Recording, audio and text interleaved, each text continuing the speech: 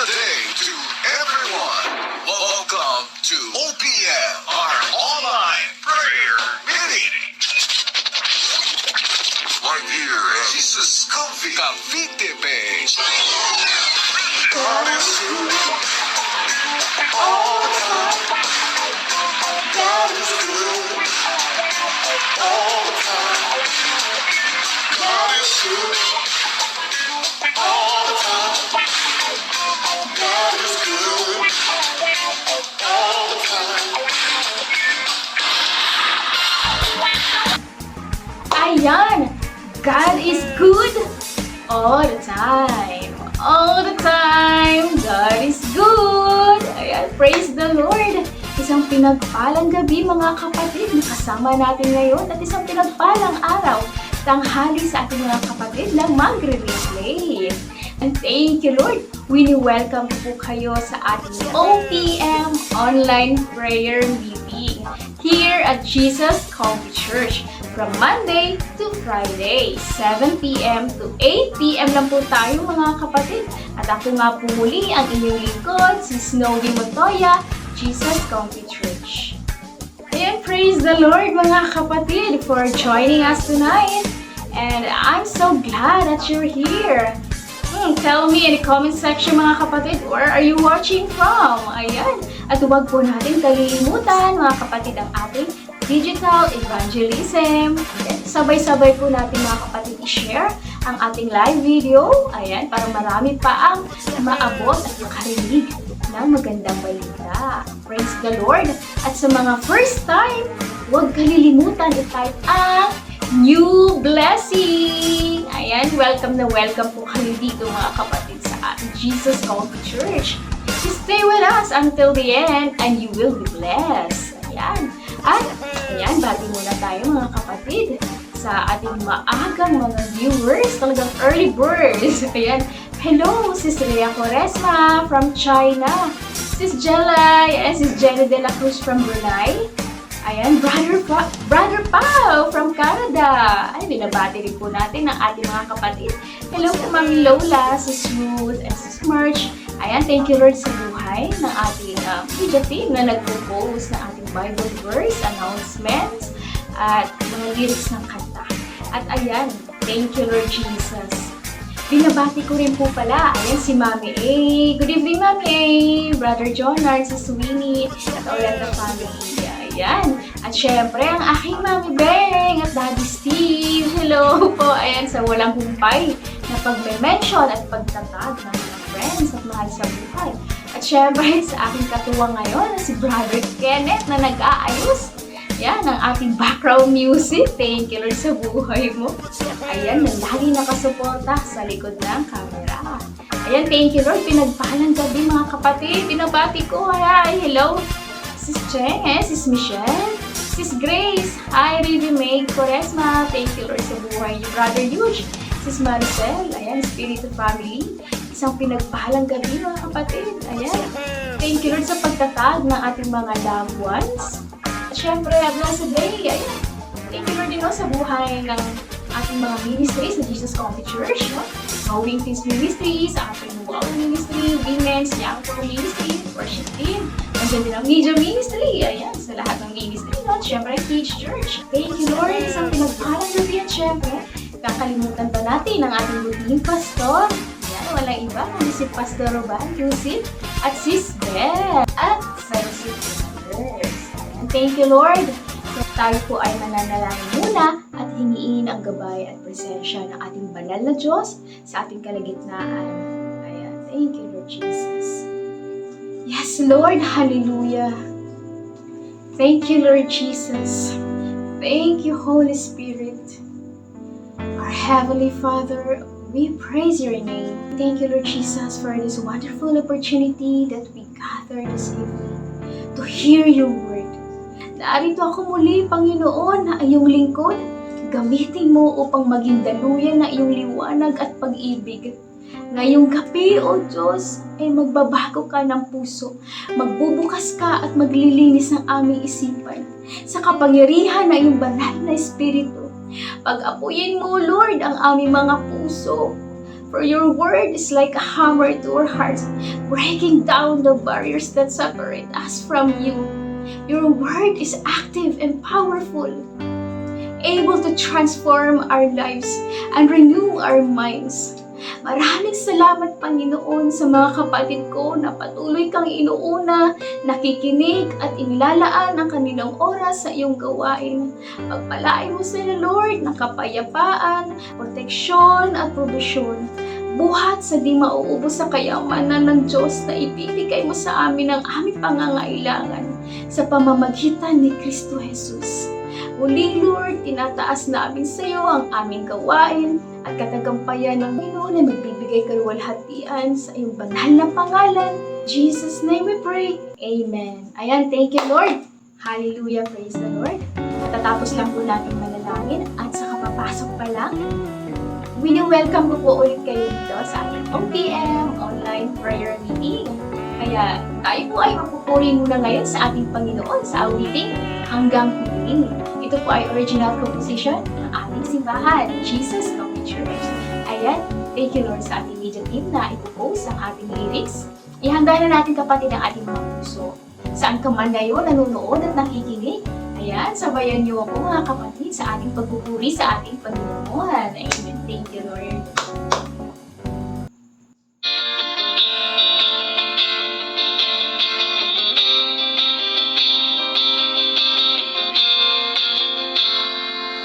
Sa gitna ng kahirapan, ikaw ay nasasalamatan.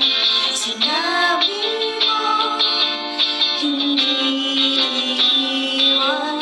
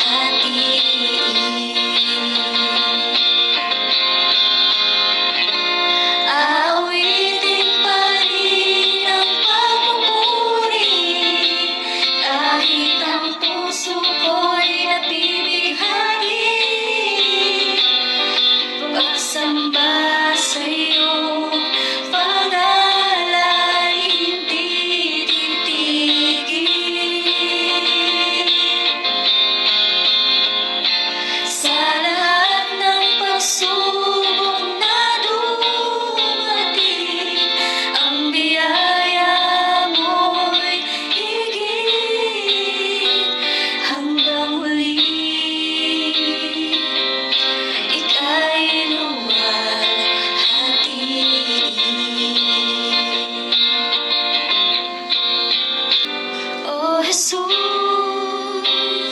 mahal kita. Sa'yo magtitiwala, maging hanggang huling hininga.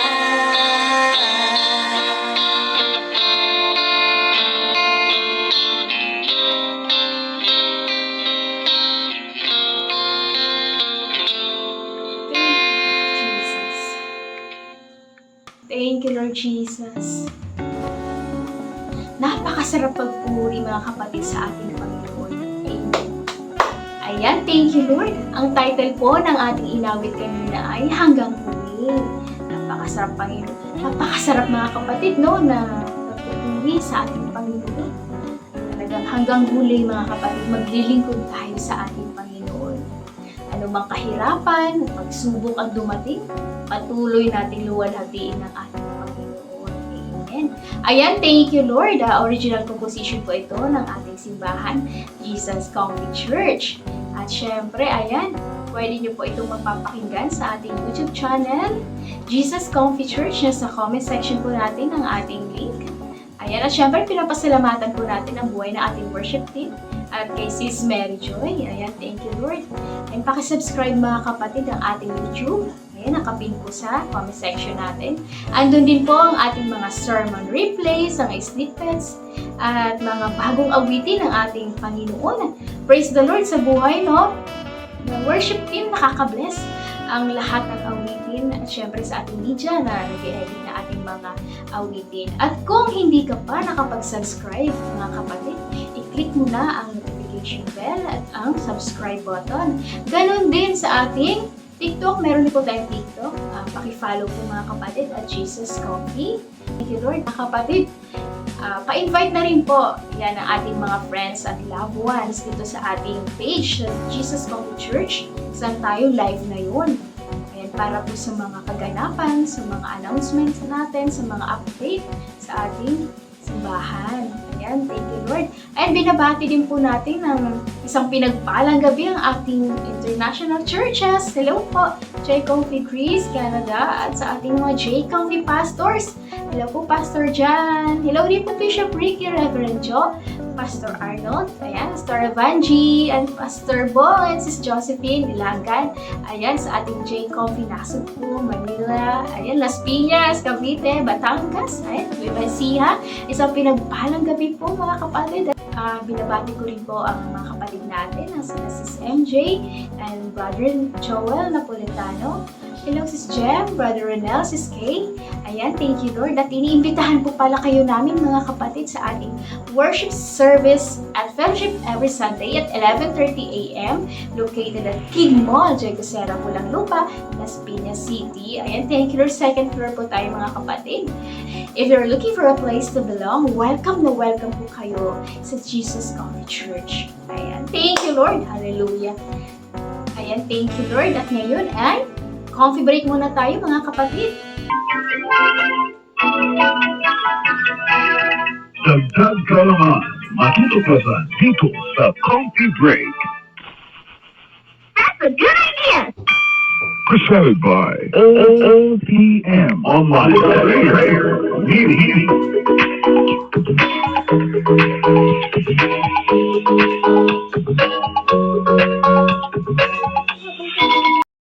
Thank you, Lord! Ayan, ang ating coffee break for today. Ayan, magpapatrivia ulit tayo, mga kapatid. At syempre, sa mga nakakaalam, pwede po kayo sumagot sa ating comment section, lalong-lalo na sa ating mga kids, sa ating mga kabataan. Ayan, naituro na po ito sa ating kids church. Kaya, here's our coffee break question. Ang question natin for tonight, sino ang batang natagpuan sa loob ng templo pagkatapos ng 3 araw ng paghahanap ng kanyang magulang? Ayan, ang sagot po natin, mga kapatid, ayan, ilagay po natin sa comment section. At syempre, ang tamang sagot po ay sino? It was 12 years old Jesus. Si Jesus po yun, mga kapatid. I-type niyo po dyan, Jesus. Mababasa natin ito sa Luke chapter 2, verse 40 to 52, kung saan si Jesus ay dumalo sa sa fiesta or Feast of Passover. Pagkatapos ng pista, umuwi na sila. Pero, nagpaiwan si Jesus dito sa Jerusalem. Hindi na ito namalayan ng kanyang magulang na sila Mary at Joseph. Inahanap nila si Jesus sa kanilang mga kamag-anak, sa kakilala. Naranasan niyo na ba yun, mga kapatid? Yan, lalo na sa mga kids natin dyan, na nag-alala na ba ang magulang niyo sa inyo? Ginabi na at hindi pa umuwi ng bahay? Or hindi nagpaalam kung saan pupunta? Tapos, andun lang pala kayo sa bahay ng kaklase niyo? Or yung iba na mamasyal sa mall kasama ang kaibigan? Naku, huwag niyong gagawin yun, mga kids, ha? Dahil bad yun. Huwag niyong pag-alalahanin ang mga parents niyo at sirain ang tiwala sa inyo. Kapag may group project kayo, may mga practices sa school, magpaalam ng maayos sa magulang at sumunod sa pinag-usapan. Huwag nang pupunta kung saan-saan pa. Pero alam niyo ba, mga kapatid, dito sa kwento naman ni Jesus, napakagandang halimbawa ang pinakita niya dito dahil hindi siya natagpuan ng kanyang magulang na nagbubulakbol o nagpapasaway. Kundi doon siya natagpuan sa loob ng templo. Nakaupong kasama ng mga teacher. Nakikinig siya doon at nagtatanong sa kanila. At ang lahat ng nakarinig sa kanya ay hangang-hanga sa kanyang pangunawa at mga sagot. Grabe, no? Imagine niyo yon sa edad na 12 years old, ando na sa puso ni Jesus yung desire, yung understanding of His purpose and mission. Talagang nakaalay na, no, sa kalooban ng Diyos Ama. May malalim na siyang pangunawa sa mga bagay na espiritual at ang kanyang pagnanais na matuto patungkol sa salita ng Diyos. At sa 12 years old, si Jesus ay patuloy na lumaki sa pangangatawan, lumawak ang kanyang karunungan, at lalong naging kalugod-lugod sa Diyos at sa mga tao. Alam niyo, mga kapatid, pinapakita lamang nito sa atin, kahit sa murang edad, ay hindi hadlang ang matuto ng salita ng ating Panginoon at magkaroon ng pagkakilala sa ating Diyos at tagapagligtas. Bata pa lang ay napakagandang masimulan na at imulat sila sa mga aral ng Diyos. At nga pala, mga kapatid, ini-encourage ko kayo sa mga magulang natin dyan na may mga kids, ipa-join niyo po ang inyong mga kids sa ating Kids Church. Ayan, dito po sa ating simbahan, Jesus Coffee Church. Ayan, bata pa lang ay talaga natataniman sila ng salita at aral ng ating Panginoon. Alam niyo po, this is a wonderful place for them to develop spiritually and learn more about Jesus. Para din sa lahat ng nakikinig at nanonood ngayon. Hindi lang sa mga kabataan natin. Nais ng ating Panginoon na tayo din ay lumago sa ating kaalaman, sa ating pananampalataya, pangunawa at relasyon sa ating Panginoon. Ayan, lalo na sa Bible study natin, mga kapatid. Sa Doctrine of Church na po tayo. Tuklasan natin dito kung gaano ba kahalaga ang itinayong simbahan ng ating Panginoong Jesucristo. Mga kapatid, see you later po sa ating Bible study, Via Zoom po tayo after po ng ating live ngayon sa OPM. Ayan, at patuloy tayong lumago sa kaalaman. Mag-mature tayo, mga kapatid, sa ating spiritual, sa ating relationship, sa ating Panginoon. Ayan, thank you, Lord. At yan ang ating coffee break. That's a good idea! Presented by OPM Online Prayer Meeting.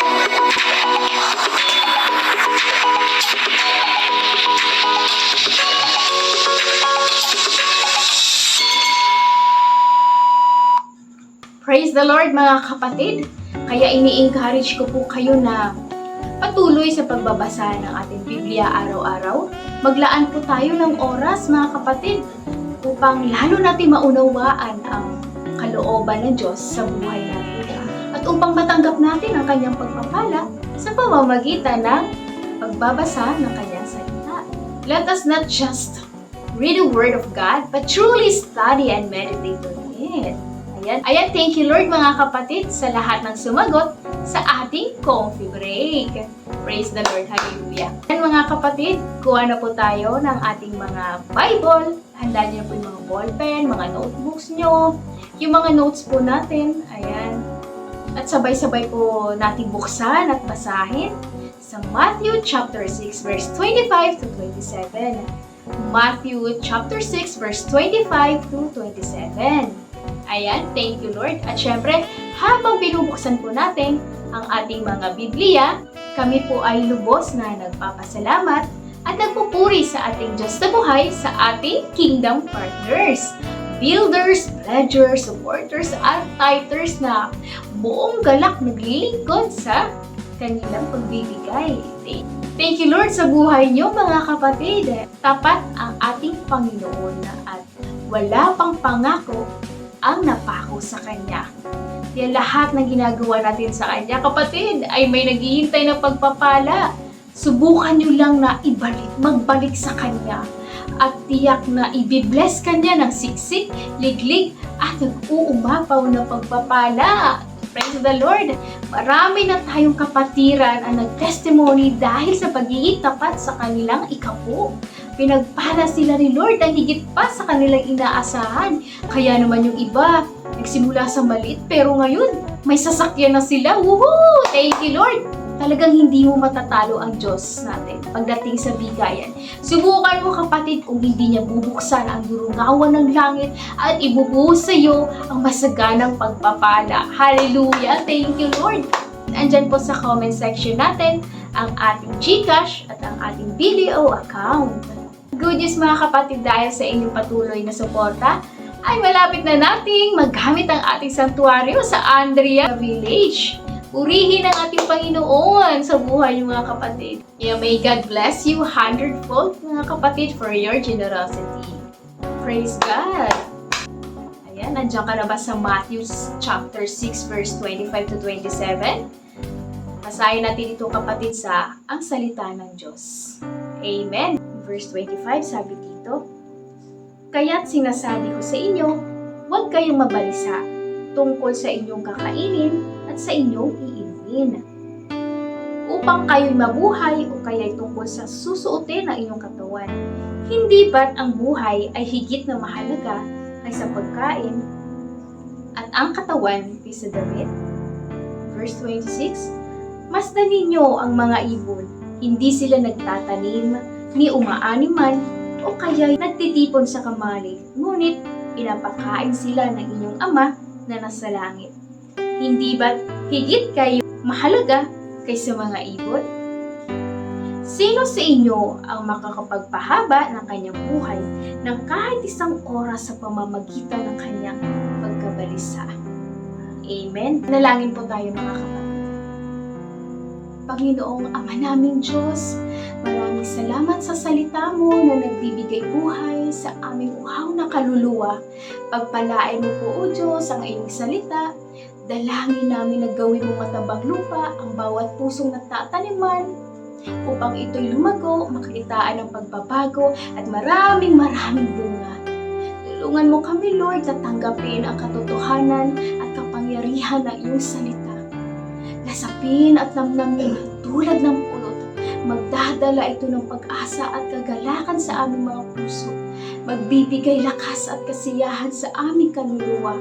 With the power of your Holy Spirit, buksan mo, Panginoon, ang aming mga puso, ang aming isipan, na mahanda kaming tumanggap ng mga aral na babago sa aming buhay.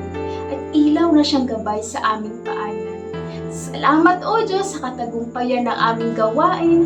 Tanging pangalan mo lamang ang mapurihan sa bawat tagumpay. Ang lahat ng ito ay tinataas namin sa banal, tamis, makapangyarihang pangalan ni Jesus.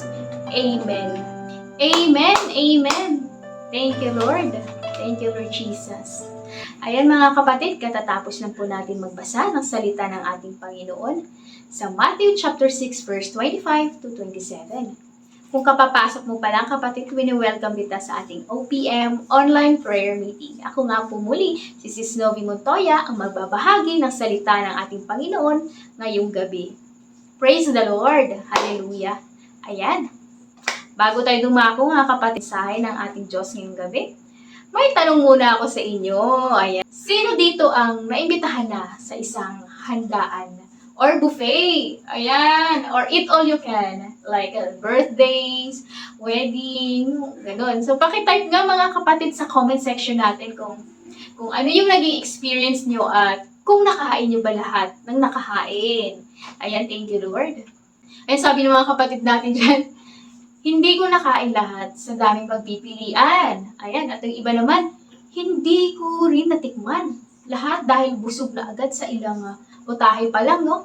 O yun, o nga naman, no? Kapag nandun ka na mismo sa harap ng maraming pagkain, hindi mo na rin alam kung alin ang uunahin mong kakainin at kukunin.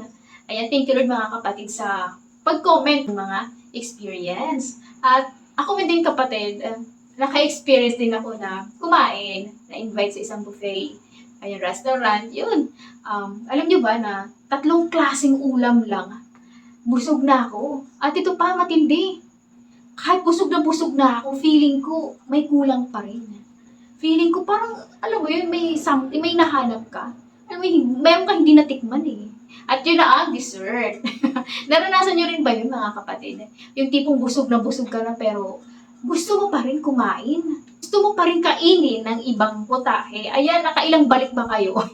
Ayan, thank you Lord, no? Ito. At yun nga, salamat mga kapatid, no, sa pag-share na yung experience. Po ito na tanong mga kapatid. Kasi kung mapansin nyo, kahit busog na hindi pa rin kontento. May hinahanap pa rin.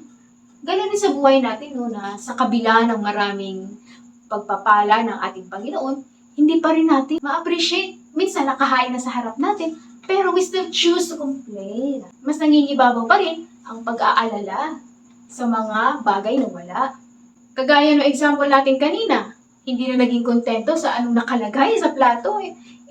Si Snowy buffet naman yun kaya dapat sulitin. So, may connect ko lang naman yung mga kapatid. Pero let's think of this. Nakahain na ang blessing ni Lord.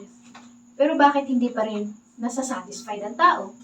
Because they want more. At kapag nakuha na nila, they want more and more. Kagaya mga Israelites, di ba? Pagkatapos sila ilabas ng Panginoon sa Egypto, ginabayan sa kanilang paglalakbay sa ilang, halos pinrovide ni Lord lahat ng kanilang pangangailangan, pero ungrateful pa rin sila. Pinakita na nga sa kanila ang kabutihan ng ating Panginoon, pero nagrebelde pa rin sila kay Lord. Minsan, nakikita din natin ang sarili natin sa mga Israelites, di ba? Na hindi nakukontento dahil hinahanap pa rin ang bagay na wala, imbis na magpasalamat. In 1 Thessalonians chapter 5, verse 18, give thanks in all circumstances, for this is the will of God in Christ Jesus for you. Dito pinapaalala lamang sa atin kapatid, na magkaroon tayo ng spirit of gratitude sa anumang sitwasyon at pagkakataon sa ating Panginoon dahil ito ang kalooban niya para sa atin. Pag-uusapan natin ngayon mga kapatid kung paano ba tayo makakatagpo ng kapayapaan sa pangako ng Panginoon sa gitna ng alalahanin. At ang title ng ating pag-uusapan ngayong gabi is Finding Peace in God's Promise. Finding Peace in God's Promise. Ano sabi ng ating Panginoon sa binasa natin kanina sa Matthew chapter 25? Huwag mag-alala. Wow! Talaga si Lord mismo nagsabi nito, no? Sabihin mo nga sa katabi mo, kapatid, huwag kang mag-alala. Or, do not worry. Ayan, tapikin mo lang, kapatid, yung katabi mo, no? Ano ba ibig sabihin ng pag-aalala or worry? Sabi ni Merriam-Webster, ayan, thank you, Lord. Worry is to feel anxious or concerned about something. Sa madaling salita, ang pag-aalala ay ang pakiramdam ng pagkabahala o pag-alala tungkol sa mga bagay na maaaring mangyari. Sa ngayon kapatid, saan ka ba nag-aalala? Ano ba ang pinag-aalala mo? Nag-aalala ka ba sa future mo or sa career mo? Para sa students naman natin, nag-aalala ka ba sa grades mo?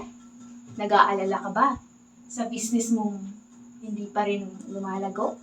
Wala kang clients sa mga products mo, or sa work mong hindi pa rin regular, hindi tumataas ang sweldo at posisyon, hindi pa rin makapag-abroad, o nag-aalala ka ba sa kalusugan mo, sa marriage, sa partner mo, sa buhay, o kaya sa monthly bills. Naku!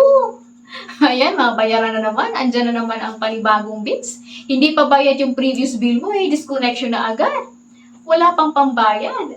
May kilala ka bang ganun kapatid na kapag dumating na si Miralco at Judith, Judith yun, mas nauuna pang magpanik kaysa kumalma at manalangin sa ating Panginoon. Kung iisipin nga naman natin, no, yung mga expenses natin, totoong nakakalula at Yung iba sasabihin na, Lord, patong-patong na tong mga problema ko. Pero alam niyo mga kapatid, yung problema, hindi naman talaga maiwasan yan.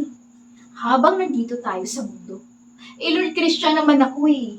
Anak mo naman ako eh. Akala ko nga rin dati mga kapatid, kapag anak tayo rin or kapag nakay Lord na tayo, hindi na tayo makakaranas ng pagsubok o mga problema. No, mga kapatid. Pero alam niyo ba, pinaalala sa atin ng ating Panginoong Jesucristo na sa mga pagsubok natin, tingnan natin to as opportunities for growth. Ayan. In James chapter 1, verse 2 to 4, sabi dito mga kapatid, magalak kayo kapag kayo'y dumaranas ng iba't ibang uri ng pagsubok. Dapat ninyong malaman na nagiging matatag ang inyong pananampalataya sa pamamagitan ng mga pagsubok. Ayan. Kapag nakakaranas tayo ng mga pagsubok, dapat maging tanong natin, Lord, ano po ba ang gusto mong matutunan ko sa pagsubok na to? Hindi yung, ano ba yan, Lord? Hindi na ako nawala ng problema. Hindi pa na-solve yung isa, meron na naman. Ganun ba kayo mga kapatid? How to win over worry. Ayan, paano ba tayo makakaranas ng kapayapaan sa pangako ng ating Panginoon?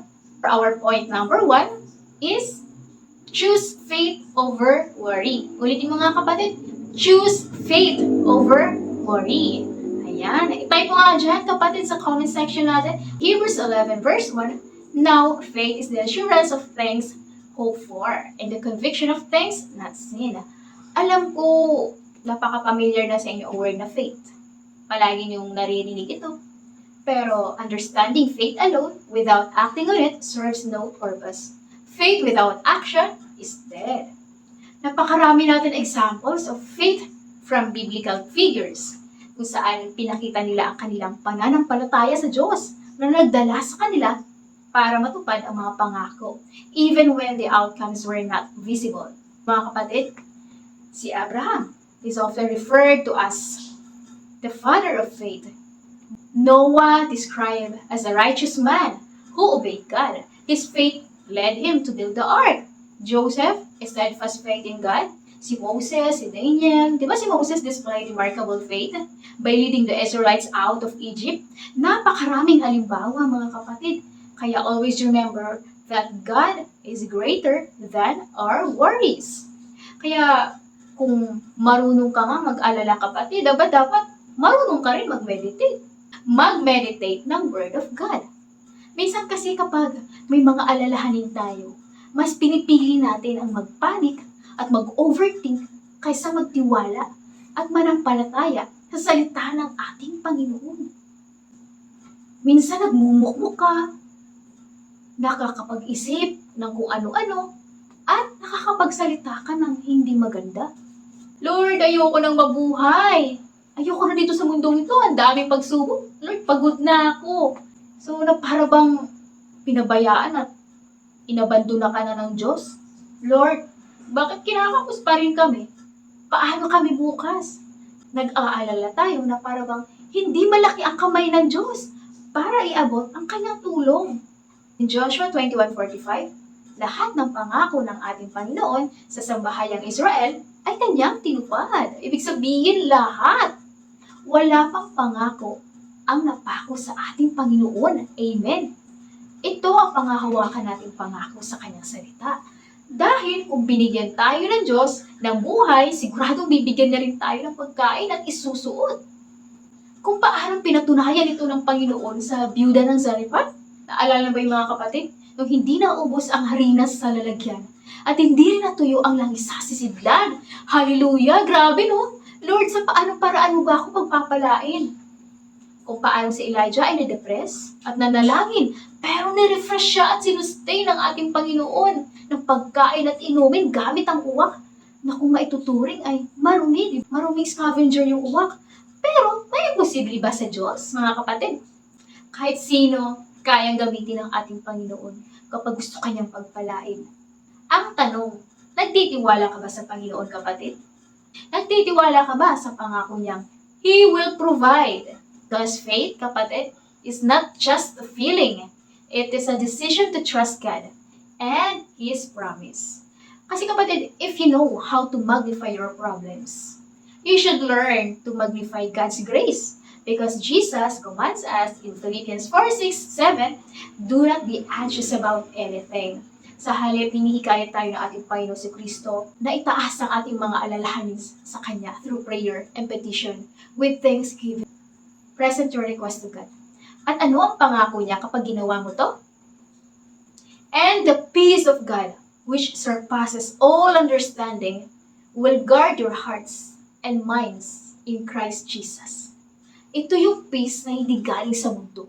Na kahit magulo ang paligid mo, you can still experience that profound peace from God.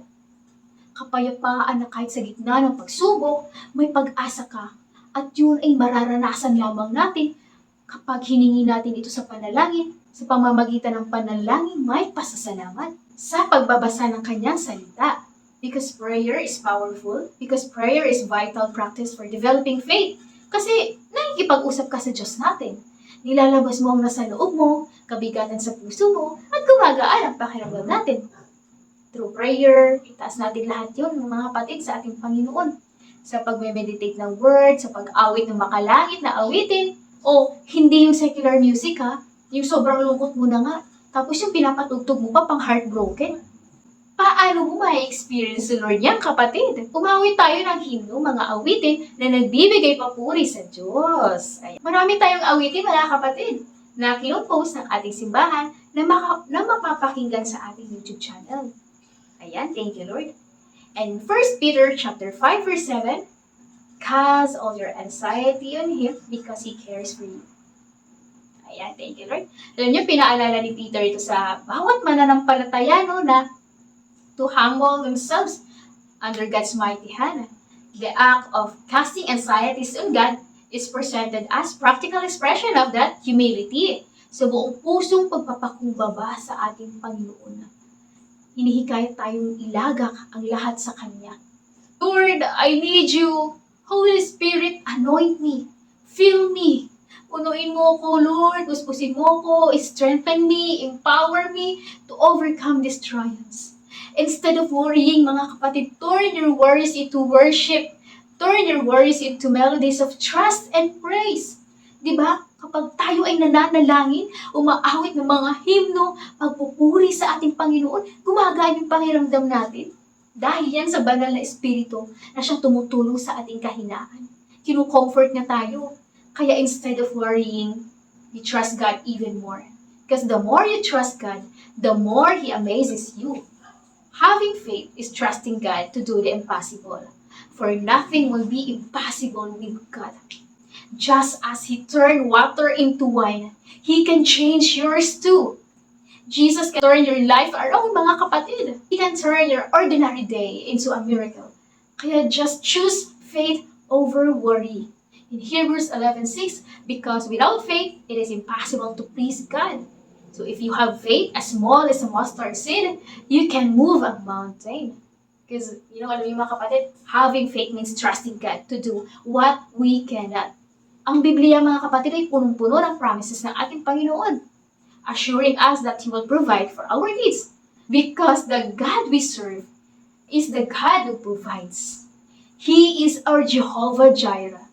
Amen! Thank you, Lord. Ito ang pangako niya sa ating mga kapatid, sa lahat na nagtitiwala sa Kanya. Philippians 4:19, at buhat sa hindi na uubos na kayamanan ng Diyos, ibibigay niya ang lahat ng inyong pangangailangan sa pamamagitan ni Kristo Jesus. Amen! Praise the Lord! Kung paano pinakain ni Jesus ang 5,000 with 5 loaves of bread and 2 fish, He can also meet our needs in our daily lives. Kaya ka rin niyang pagpalain, kapatid. Maniwala ka lang. God will make a way when there is no way, like He did for Moses sa dagat na pula para makadaan ang mga Israelites. Nagpaulan siya ng mana at pugo. Imagine niyo, mga kapatid, 40 years na sa wilderness ang mga Israelites. Pero sabi sa Deuteronomy chapter 29 verse 5, hindi sila nagutom. Hindi kailanman nasira ang kanilang kasuotan at napudpod ang kanilang sandalyas, sapagkat ang Diyos ang nag-provide at umatnubay sa kanilang paglalakbay. So malinaw, kapatid, na ang presensya ng Diyos ang lumulukob para maranasan nila ang grasya. Dahil kapag nasa presensya ka ng Diyos, nandoon ang kanyang pagpapala, nandoon ang protection, nandoon ang guidance, divine provision.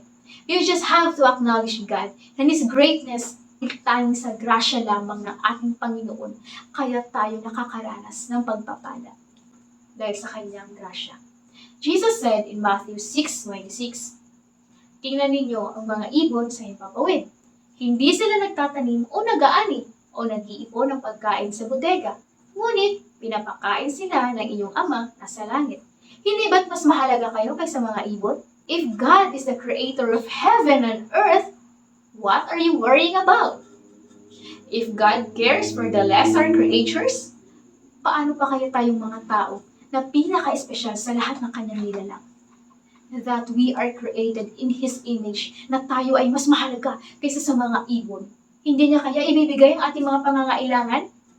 In Matthew 6:27, sa mga kasunod na verse, sino sa inyo ang makapagpahaba ng kanyang buhay ng kahit isang saglit sa pamamagitan ng pag-aalala? Ano ba ang naging resulta, kapatid, ng pag-aalala? Tanong ko nga, nadadagdagan ba ang pagkagandang babae or lalaki mo dahil sa pag-aalala? Nagiging baby face ka ba sa pag-aalala? May nabalitaan ba kayong lalong bumata o humaba ang buhay dahil sa pag-aalala? Sa stress? Naku, baka umaikli pa nga ang buhay mo, kapatid. At yung wrinkles mo, dumami na. Di ba kapag ang isang babae nagdadalang tao, pinapayuhan ng doktor na huwag ma-stress, baka makunan. So, ibig sabihin, nag-alala tayo, marami ang mawawala, hindi madadagdag. Nawawalan ka na nga ng positibong pananaw sa buhay. Nawawalan ka ng gana, nawawalan ka ng pag-asa, nawawalan ka rin ng pananampalataya at nadududa ka na rin. Nawawalan ka ng pagtitiwala sa ating Panginoon. Natutupad siya sa kanyang mga pangako. Kasi, kabaliktaran ng pag-aalala ay pagtitiwala. Kapag anak kayo ng Diyos, ang worry is illogical for us.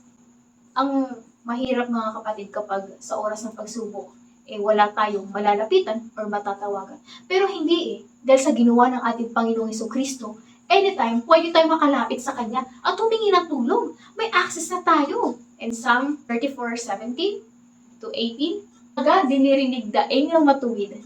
Inililigtas sila sa mga panganib. Tinutulungan niya ang mga nagdurusa, ibinibigo ang walang pag-asa. Wow! Totoong napakabuti ng ating Panginoong Diyos, no?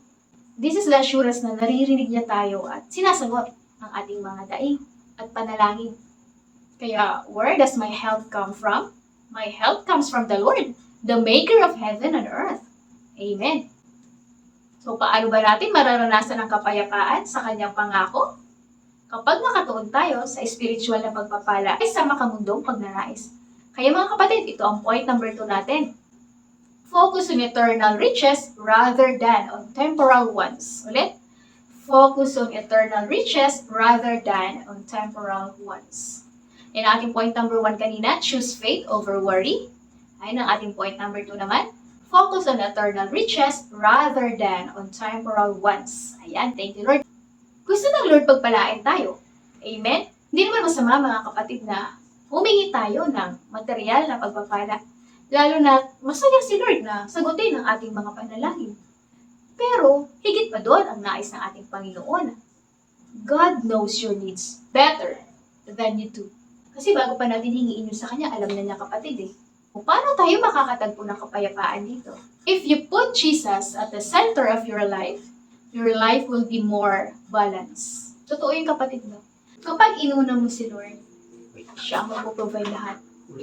In Matthew 6:33, but seek first the kingdom of God and His righteousness, and all these things will be added to you.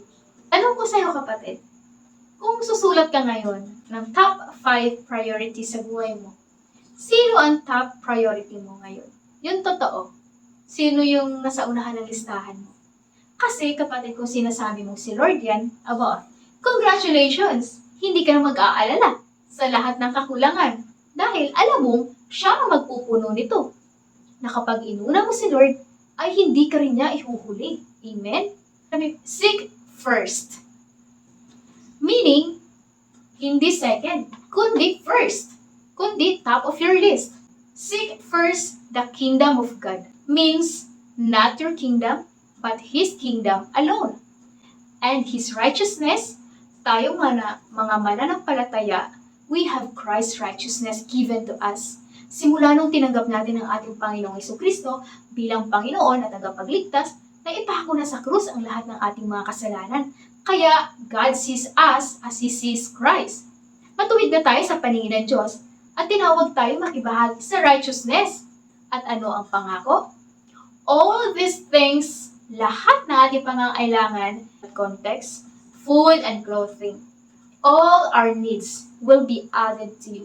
Pero sabihin na ibibigay ni Lord lahat sa atin, will be rich na, yayaman na tayo. Hindi ganun, kapatid. Higit pa doon, dapat pagsikapan natin ang eternal blessings from seeking God first, not material concern.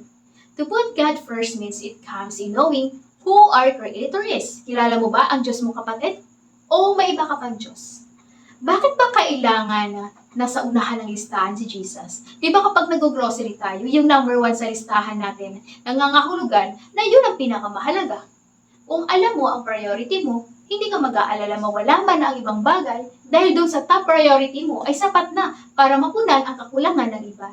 At yun ay walang iba kundi si Jesus. Kung inuna mong isik ang kanyang kingdom and His righteousness, all of these things will be added to you. Bilang tagasunod ng ating Panginoong Jesucristo, kung nauunawaan mo ang purpose mo, kung para saan ka nilikha at plano ng Diyos sa buhay mo, hindi mo sasayangin ang oras mo at lakas sa ibang bagay. Doon ka na nakafocus sa kayamanang hindi kumukupas, naluluma at nawawala. Kung alam mo ang purpose mo, alam mo rin ang priority mo. At alam mo rin that through relationship with Jesus Christ, you will find true peace and purpose in your life. Nakafocus ka na sa spiritual wealth and the things of God over temporary mga earthly possessions dahil nakafix na ang eyes mo sa eternal reward na makasang-ayon sa mundong ito. May wisdom ka na patungkol sa kaharian niya, yung redemption through His blood. That by grace you have been saved through faith. It is the gift of God, yung salvation. Na-reveal na yung mga mysteries of His will at ang katotohanan ng kanyang salita. Ito ang magiging response natin sa ginawa niya sa krus. Namatay si Kristo para sa atin. Mabubuhay na ako para sa Kanya.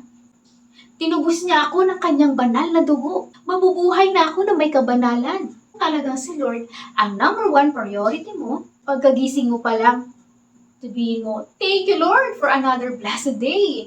Uunahin mong manalangin at magpuri, kapatid, kaysa tingnan ang phone mo. Ayan, guilty ka ba dyan, kapatid? Siya ang top priority mo, hindi pa man niya sinasagot ang prayers mo, may peace ka pa rin at naghihintay ka ng buong pagtitiwala. Magta-tithes pa rin ako, Lord, dahil alam ko ikaw ang magpapalago nito. Lord, alam ko may maganda kang plano sa buhay ko. Hindi ako mananangan sa sarili kong kaalaman at karunungan. Dahil iba ang kaparaanan mo, Lord, kaysa kaparaanan ko. Mas mataas ang kaisipan mo kaysa limitado kong kaisipan. Mas marunong ka, Lord, mas matalino ka. Kaya alam ko, Lord, kumikilos ka para sa akin. Wala pa man ang kasagutan, Lord, sa mga prayers ko. Hindi ako mangangamba. Palalakasin mo ako at tutulungan mo ako, sabi sa Isaiah 41:10. You declare His promises, mga kapatid. You speak life, you speak hope, you speak healing. Your words have power and authority. Because God is aware of our needs even before we ask. Yeah, we ask for His blessings with faith. Every time na nag-aalala ka sa mga pangangailangan mo, you're basically saying, I don't believe there is a God who is going to take care of me. While physical nourishment is essential, kung paanong ang katawan natin ay nangangailangan ng pagkain, ganon din ang ating kaluluwa na nangangailangan ng salita ng Diyos. Busog nga tayo physically pero gutom naman tayo spiritually. Sabi sa Matthew 4:4, ngunit sumagot si Jesus, nasusulat hindi lamang sa tinapay nabubuhay ang tao, kundi sa bawat salitang nagmumula sa bibig ng Diyos. Pagkain hindi nasisira ang pagsikapan natin. Ang tinapay at inumin na nagbibigay buhay. Doon tayo mag-invest, mag-impok ng kayamanan sa langit. Dahil sinabi ni Jesus sa Matthew 6:19-20, huwag kayong mag-ipon para sa inyong sarili ng kayamanan dito sa lupa. Dahil maraming tanga, kalawang at magnanakaw ang naninira dito. Sa halip, mag-ipon kayo ng kayamanan sa langit, dahil doon walang tanga at kalawang nasisira at wala ding mga magnanakaw. Naalala niyo ba mga kapatid yung kwento na isang binatang mayaman sa Matthew 19? Tinanong niya si Jesus kung ano ba ang mabuti niyang gawin upang magkaroon ng buhay na walang hanggan. Isipin niyo mga kapatid, napakayaman ng binatang ito, pero bakit tila may kulang? May kulang pa rin sa puso niya. Despite this external success, his wealth did not fill the void in his heart. Kasi, hindi naman talaga mapupunan ng kahit na anong yaman, mabubuting gawa, ang kakulangan sa puso mo, na tanging si Jesucristo lamang ang makapagpupuno nito. Sabi ni Jesus sa Matthew 19:21, kung ibig mong maging ganap, ipagbili mo ang lahat ng iyong ari-arian at ipamahagi sa mga mahihirap at magkakaroon ka ng kayamanan sa langit. Pagkatapos, bumalik ka at sumunod sa akin. Pagkarinig nito, nalungkot na umalis ang binata sapagkat siya ay napakayaman. Totoo nga no, na kung nasaan ang inyong kayamanan, ay naroon din ang inyong puso. As long as you love anything more than God, that thing is going to be a source of anxiety. Kung saan mo kasi nilagay ang pag-asa mo, kapatid, nandun din ang pagmumulan ng anxiety mo, ang pag-aalala mo. Kung nilagay mo ang pag-asa mo sa bank account mo, may stress ka kapag naubos ito. Lahat ay temporary lang sa mundo. Kapag nilagay mo ang trust mo sa work mo at nawala ito, may stress ka din kapag nawala ito. Kung saan mo inuubos ang energy mo, doon ka rin mauubos kapag maglaho ito. Kaya sinasabi ni Jesus, hindi niyo maaaring paglingkuran ng pareho ang Diyos at ang kayamanan. Ikaw kapatid, saan mo nilalagay ang pag-asa mo? 1 Timothy 6:17, ang mayayaman sa material na bagay ay utusan mo huwag magmataas at huwag umasa sa kayamanang lumilipas. Sa halip, umasa sila sa Diyos na masaganang nagbibigay ng lahat ng mga bagay para sa ating kasiyahan. Put your hope in God because He will provide for all your needs if you trust Him. Kalakip ng pagtitiwala ay pagsunod sa ating Panginoon. Jesus said in Matthew 9:16-24, if anyone will come after me, let him deny himself and take up his cross daily and follow me.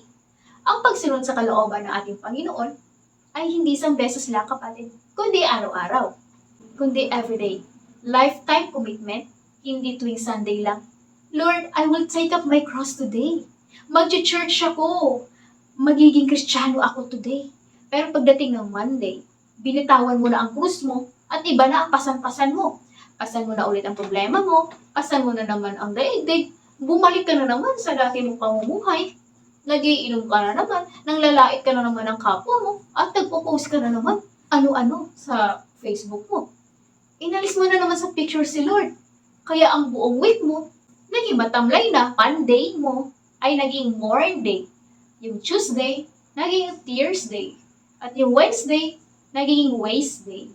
Yung Thursday, naging Thursday. At yung Friday mo, nagiging fight day. Dahil Sunday ka lang, nagiging Kristiyano. Kaya, magtataka ka na, Lord, bakit ang tagal naman sagutin yung panalangin ko? Ginawa mo pang genie ng battle si Lord. Kaya minsan kapatid, may pagpapalo talagang ating Panginoon bago ang pagpapala. Dahil dinidisiplina ng Diyos ang kanyang mga anak. Minsan, we need to evaluate ourselves, our hearts. Tanungin natin sarili natin mga kapatid. Am I truly a follower of Jesus Christ? Naka-align ba ang kalooban ko sa kalooban niya? O baka kalooban ko lang to? Ano ba yung mga bagay na kailangan mo i-let go para makasunod sa kalooban ng ating Panginoon? Or baka sa tao mo na akong nagtitiwala, hindi na sa Diyos. Kasi kung ikaw ay tunay na mananampalataya ng ating Panginoong Jesucristo, and if you truly seek the kingdom of God first, you will not be consumed by worries or distractions of this world. Because God is the source of hope. Tandaan mo kapatid, hindi ka mahirap. Mayaman ka dahil mayaman ang tatay mo sa langit. And if you think you're poor, remember, the poorest person is not the one without money. It is the one without God. Because the God we serve is the God of provision, the God of abundance. He is our Jehovah Jireh, God of order. The God of peace. Jesus is our Prince of Peace. And the one true peace that Jesus Christ provides. Kaya mga kapatid, nais ng ating Panginoong Jesucristo na maranasan natin ang kapayapaan na yun. At mangyayari lamang yun kung ipagkakatiwala natin sa Kanya ang lahat ng ating alalahanin. Kung ikaw to kapatid na nababagabag, hindi makatulog sa gabi dahil sa mga alalahanin, walang peace of mind, piniling lumayo dahil sa sunod-sunod na pagsubok, kapatid, tanggapin natin ang ating Panginoong Jesucristo sa buhay natin. At hingin natin ang kapatawaran ang lahat ng ating mga kasalanan, ang ating mga pagdududa, dahil kay Jesus mo lang matatagpuan ang tunay na kapahingahan sa Kanyang presensya.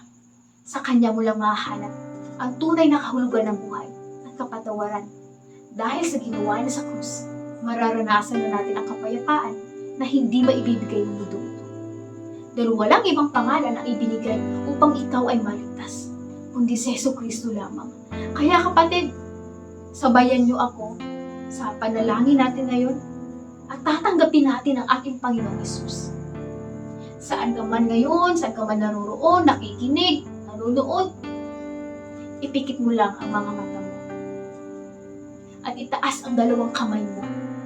Bukan natin ang bibig natin at tatanggapin natin ang ating Panginoong Jesucristo. Sabihin niyo, Panginoong Hesus, kailangan kita sa buhay ko. Lord, patawad po, marami akong pagkukulang sa iyo. Isa akong makasalanan. Pinagsisisihan ko na po ang lahat. Pinubuksan ko ang aking puso. Tinatanggap kita sa aking buhay bilang Panginoon at tagapagligtas. Salamat po sa pagpapatawad at sa buhay na walang hanggan sa langit kasama ka. Tinatanggap ko ang kagalakan sa pangalan ni Jesus. Amen. Amen. Thank you, Lord. Praise the Lord. Salamat sa Diyos na buhay. Meron na tayong buhay na walang hanggan, kagalakan at kapayapaan sa piling ng ating Panginoon. Kaya mga kapatid, kung sumabay ka sa ating panalangin, pinatawad ka na ng ating Panginoong Jesucristo.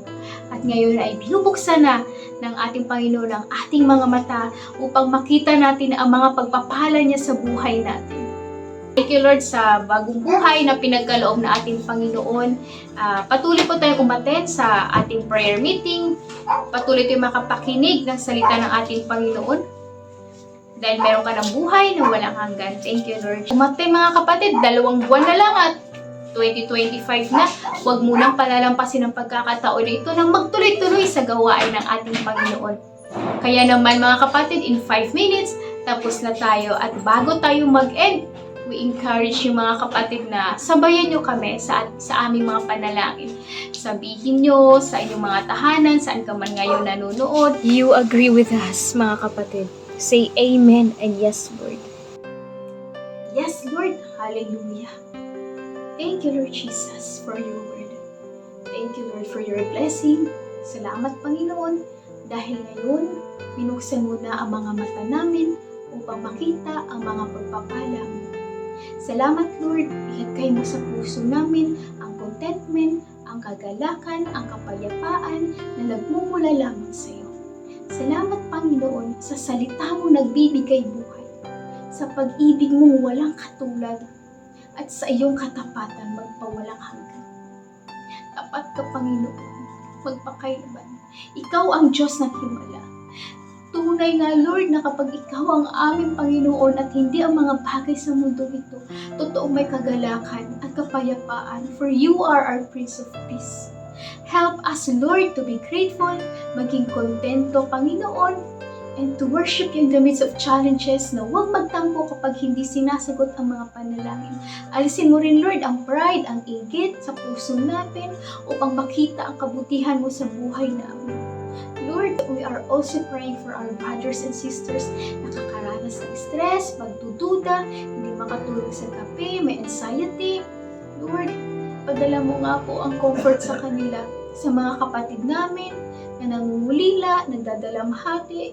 Iparamdam mo nga, Lord, na hindi sila nag-iisa sa mga oras na ito. Dahil malapit ka sa mga tao magbagbag ang damdamin at nasasaktan. Comfort them, Lord, power of your Holy Spirit. Ganon din, Panginoon, tinataas namin sa iyo mga kapatid namin na nagtatrabaho, local man o abroad. Lord, protection, favor, Panginoon, sa mga anak mo na nagbabiyahe, increase in salary, Lord, maging sa kanilang position, Panginoon, at maging sa mga students namin, Lord, na ikaw ang mapatuloy na magpala sa kanila ng karunungan, Panginoon. Guidance, Lord Jesus, sa lahat ng gagawin. Salamat sa mga kamay ng mga anak mo. Salamat, Lord Jesus, patuloy mo pagpalain ang mga gawa ng kanilang kamay sa mga kapatid mo, Lord, na nawala ng pag-asa, lumayo, nagtampo, Panginoon. Abutin mo sila, Lord, na iyong makapangyarihang kamay. This year of divine intervention, Lord, we will expect an overflowing blessings. Fulfillment of your promises, Lord. Marami ka na, Lord, na binagong buhay. Marami ka ng tinupad na pangako, Lord. Hindi pa natatapos itong 2024. Marami ka pang sasagutin ng panalangin, Lord Jesus. Hindi ka pa tapos magpala sa mga anak mo, Panginoon. Ngayon pa lang, Lord, ay binubuksan na namin aming mga puso sa iyong mga pagpapala, Lord. Not just material blessing, Panginoon, kundi spiritual blessing, Lord. Kami ay lalago at magkaroon ng maraming bunga. At gano'n din, Panginoon, tinataas namin, Lord, ang aming tinatayong santuario sa Andrea. Ikaw patuloy na magsasaayos dito, Panginoon, lahat na aming pangangailangan upang magkamit namin ito, Lord, sa iyong kaharian. Muli, Panginoon, maraming salamat, Lord Jesus, sa iyong kadakilaan sa buhay namin. Muli, tinataas namin, Lord, at pinapasalamatan ka namin in advance sa mga pagpapalang ipagkakaloob. Binabalik namin lahat ng ito, Panginoon, sa iyong matamis at banal na pangalan. Pangalan ni Jesus. Amen. Thank you, Lord. Maraming salamat mga kapatid na nag-join tonight, sa mga nag-share, sa mga nag-chat. Ayan, nag-pray ka ba, kapatid? Answered prayer ka na. Tanggapin mo na. Amen. Kanina po, kung kayo po ay nag-pray, sumabay pa kayo sa prayer. Humingi ba kayo ng tawad kay Jesus? Tinanggap na ba natin siya as Lord and Savior? Kapatid, meron ka ng buhay na walang hanggan. Anak ka na ng Diyos, kaya sabihin mo ko, sabihin mo, I am a child of the Most High God. I am blessed. I am full of wisdom, full of power, full of potential. I can do all things. I will overcome. I have a great destiny in Christ. I believe it.